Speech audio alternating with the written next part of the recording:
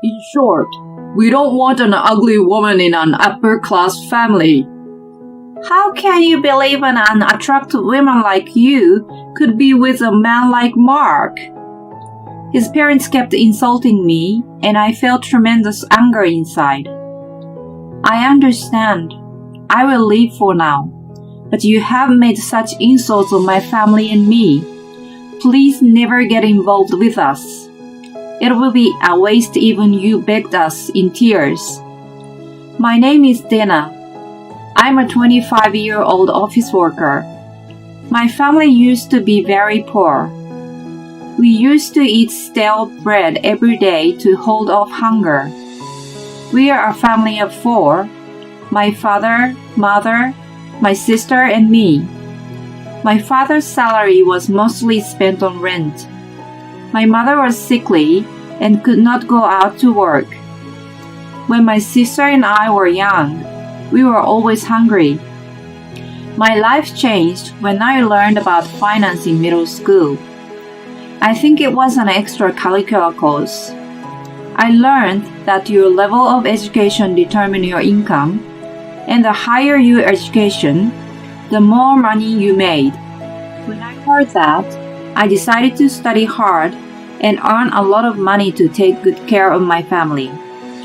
I found my path with a simple thought process. From then on, I spent every waking moment studying. If you study so hard, you will get a fever and die, my father used to say. If I can't make a lot of money, I'd rather die. I brushed it off with a sassy remark, unlike a typical preteen. I studied hard and got good grades in school. Every time I got a perfect score on a test, my mom was very delighted and praised me. It made me happy to see her proud of me that I studied even harder. I got into high school on a scholarship for my excellent grades and continued to study hard so that I was able to graduate university without paying tuition. My education was very useful for job hunting. I was able to get a job at a major elite company. It's not the right way to describe, but the work was like a new game for someone like me who just studied all her life. The difference from studying was that effort did not always lead to good results. If I just worked blindly, I couldn't get any result at all. I thought this was very interesting. I searched for ways to apply my strengths to my work every day. I don't think not many fresh out of college colleagues thought like me. I have what you might call a unique value or personality. I thought it was thanks to my family's support that I could affirm my uniqueness. You are really hardworking, Dana, and good at finding something you enjoy. I'm proud of you. I even want you to teach me from compulsory education. My dad complimented me. He was always unreliable, but no matter how poor we were, he was always smiling. Naturally, we became optimistic seeing such an attitude of his. I started studying hard because I wanted to be rich. But from some point, I was doing my best simply because I enjoyed it.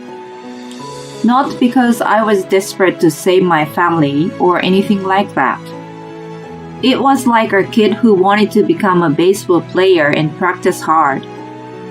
My mom, too, never complained about money, and she was good at making anything by herself. She was an excellent seamstress from learning at fashion school.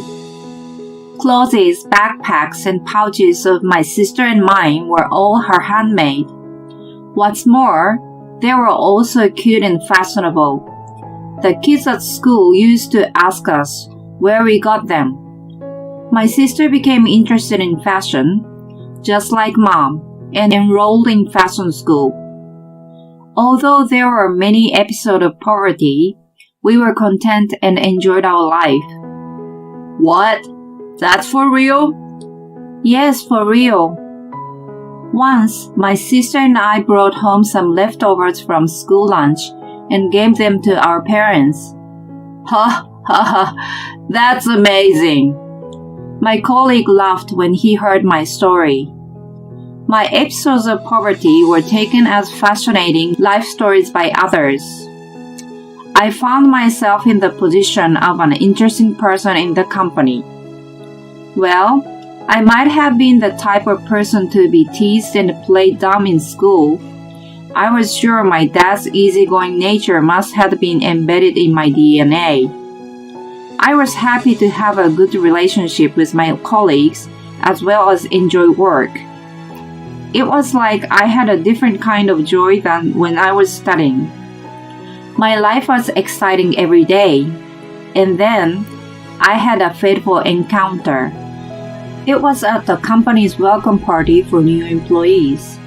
I decided to grab a drink with my colleagues after the party. One of them said, "I know some others from different departments, so I will invite them." New recruits from other departments joined us. That was when I met Mark. He looked nice and handsome, but not a womanizer type. I fell in love with him at first sight. Everyone began to mingle as the night progressed. While Mark went to the restroom, my colleague moved to the empty seat from my side. When he came back, he saw his spot was taken and naturally took the empty seat next to me. Oblivious to my pounding heart, he started a conversation. "You're Dina. I heard you're exceptional. If I'm not wrong, you went both high school and university on scholarship." Yes, I'm very grateful for the free tuition." Haha, is that the only reason? "Sure, my family didn't have a lot of money." I see. So you studied hard to support your family? "No, I enjoyed it. Even though we were poor, we were happy." I see. You have a unique charm. "What?" I was surprised by his remark, but he said it with a serious face. I didn't know what he meant by it, and it made me laugh. From then on, whenever I ran into him at work, I stopped and chatted lightly. He must have had become quite interested in me, so one day he asked me out to dinner. He seemed more relaxed than usual when it was just the two of us. He was gentlemanly but friendly, and I felt like we were getting closer. He invited me to dinner several times after. One day he confessed his feeling for me. I didn't expect him to fall in love. I was more ecstatic than surprised, so I accepted him. Our relationship started. He treated me very well and came up with various date plans. I felt safe and fuzzy when I was with him. I wanted to be with him forever. I found that he felt the same way when he proposed me 3 years later. I felt joy from the bottom of my heart and immediately said yes to him. Thus, we became engaged. We wanted to announce to both of our parents in no time. Mark said, "First of all, I'm going to marry a precious daughter, so let's meet your family." We decided to tell my parents first. My family liked Mark immediately. Mark too said, "Your parents are like peas in a pod." And then, it was time for me to meet his parents. As a bride-to-be, the first impression was very important. I was very nervous as I chose my clothes and went to get my hair done. I put more time into makeup too. After my mom and sister checked my look in detail, I left the house in immaculate style. And then I went to the house of Mark's parents with him. It was a mansion that stood out from the other houses. After we started dating, I found out that his dad was CEO and the family was affluent. In other words, he is the only son of a distinguished family. I guess that's why he seemed so noble from the moment I met him. When he pressed the intercom, His mother answered and opened the front door. Mark, welcome back. Hi, Mom. Is she your fiance? It's great to finally meet you. I'm Dana. Oh, come inside. She looked me up and down as she invited us in. I didn't expect her to like me from the start, but I had to put an effort. His mother led us into the huge and luxurious living room where his father was already waiting on the sofa. Well, I'm glad you're here. Please have a seat. His father politely said, but there was a certain tension in the air. It was like if he was interviewing me for a job position. I'm Mark's father, and I run a company called 5X. His company has always been on the rise and successful. His parents bragged about their status. Dana, you work for the same company as Mark, don't you? That means you must be exceptional. She is the most promising employee in the company. She was an honor student in both high school and college. I see. I was a little embarrassed to be praised by Mark. Maybe his mother was jealous and made a surprising remark. Well, it doesn't matter how good your education is, but your face. You're a little too ugly. What? He and I were both utterly dumbfounded to hear such a remark. What are you talking about, Mom? Mark was furious, but his mother didn't care and continued. I'm just telling you the truth. You're going to follow in your father's footsteps and become CEO in the future. So the woman next to you must look beautiful. His mother's statement made him even angrier. What in the world? It's nonsense. I love her for who she is, regardless of her looks. She's not a bad-looking woman to begin with. Apologize to her. Mark was boiling and demanded an apology. His father's pride was hurt, and he got equally angry. How dare you speak to your parents like that? Can't you understand that your mother is concerned for your own good? We are just saying, we don't want an attractive woman in an upper-class family. We won't allow this marriage. Get out of here. His father gestured me to get out with a wave of his hand. What is wrong with you, Dad? I don't need your permission. I will marry her on my own. Hold on. We won't allow you to do such atrocity. Right. You're just being fooled by her. She may not have a pretty face, but she's smart. She's brainwashing you like a con artist. That must be it. You talk to him as well.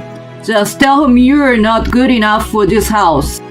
How can you believe an unattractive woman like you could be with a man like Mark? I'd love to see the face of your parents who raised you to be such deceiving. They must be good for nothing. His parents kept insulting, and I felt tremendous anger inside. I understand. I will leave for now. But you have made such insults on my family and me. Please never get involved with us. It will be a waste even you begged us in tears. To which they laughed out loud. Who's going to beg who?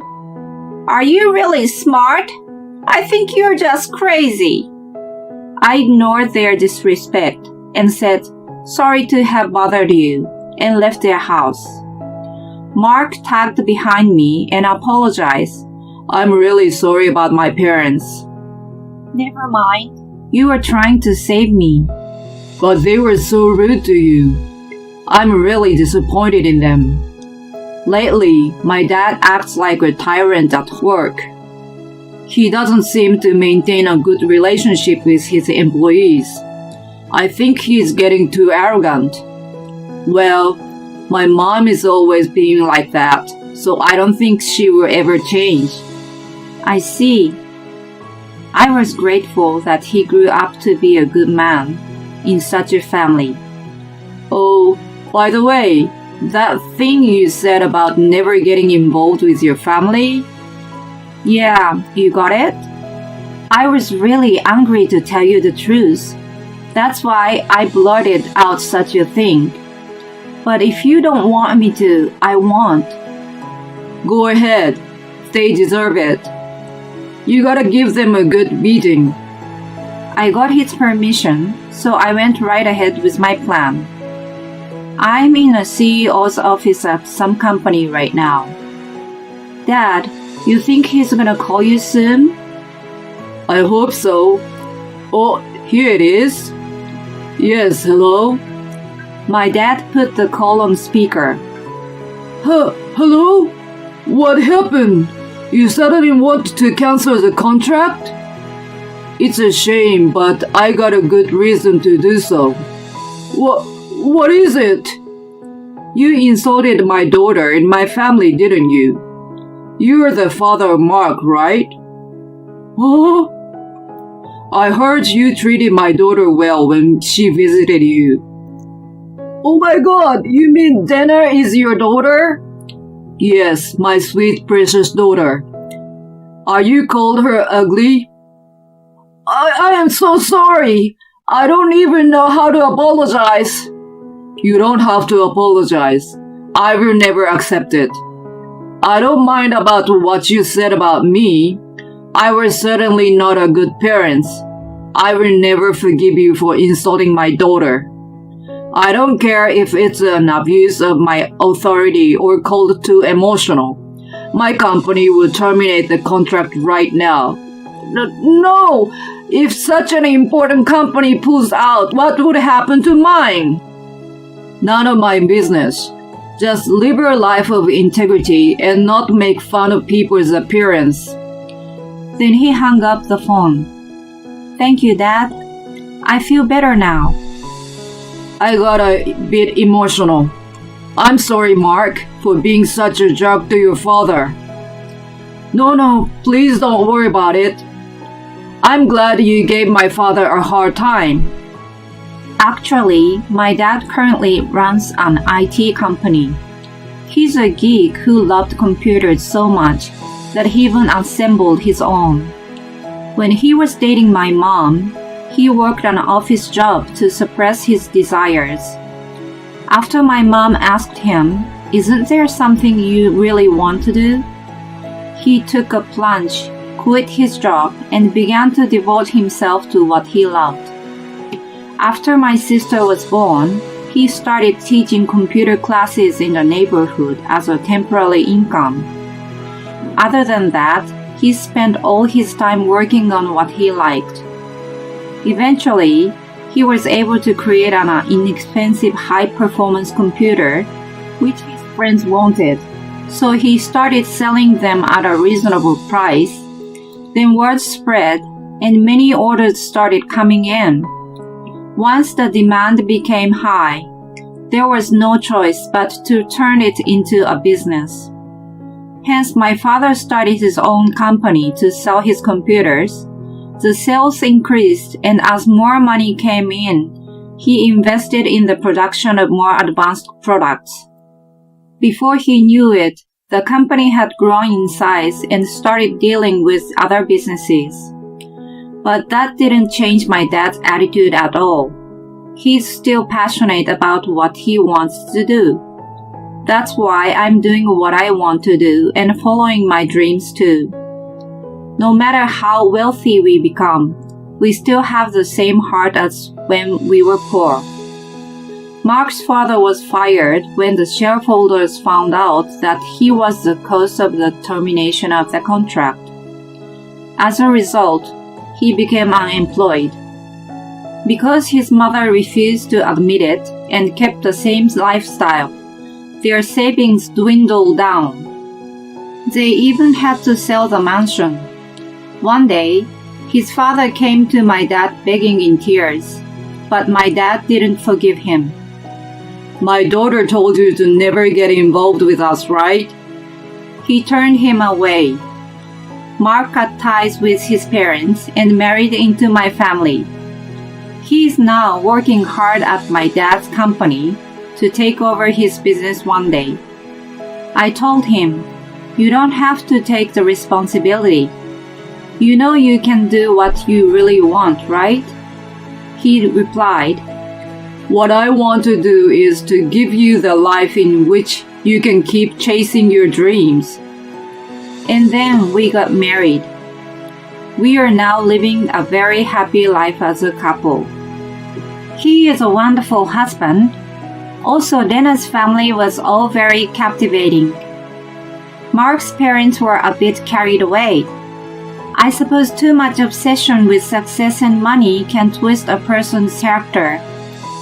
In any case, I'm glad that Dana was able to find happiness. I wish them a long, happy life. Thank you for watching until the end. Please subscribe to our channel. See you in the next video.